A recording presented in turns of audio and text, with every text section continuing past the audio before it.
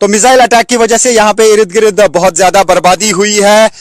कल सुबह से लेकर अभी तक यहाँ पे तकरीबन 20 मिसाइल अटैक किए गए हैं ईरान की तरफ से। खासतौर से टेल अवीव और सेंट्रल इसराइल को निशाना बनाया जा रहा है। ये सेंट्रल इसराइल का पीता तिकवा एरिया है और यहाँ पर भी आप देख सकते हैं कि किस तरीके की तबाही यहाँ पे हुई है। इंडस्ट्रियल यूनिट्स यहाँ पे काफी सारे हैं और ये जो इंडस्ट्रियल यूनिट है इसमें कोई मैन्युफैक्चरिंग होती थी कुछ मशीन्स की, और यहाँ पे हम देख पा रहे हैं अंदर सब कुछ तबाह हो चुका है। सारी मशीन्स जो हैं वो बिल्कुल बर्बाद हो चुकी हैं। तो आप इन विजुअल्स में देख सकते हैं कि किस तरीके की बर्बादी इसराइल में भी होती है वहां पर जहां पर बैलिस्टिक मिसाइल गिरते हैं, और दूसरी तरफ से इसराइली और यूएस फोर्सेस लगातार ईरान में हमले कर रहे हैं। काफी इंपॉर्टेंट जगहों को वो तबाह कर रहे हैं, ब्रिजेस पे अटैक कर रहे हैं, स्कूल्स पे अटैक कर रहे हैं, हॉस्पिटल्स और मेडिकल कॉलेज को निशाना बनाया जा रहा है। लेकिन ईरान की तरफ से भी अब कहा जा रहा है कि वो भी इसराइल में और मिडल ईस्ट की बाकी कंट्रीज में अहम जगहों पे हमले करेंगे। तो उसका मतलब है कि टिट फॉर टैट वाली सिचुएशन यहां पे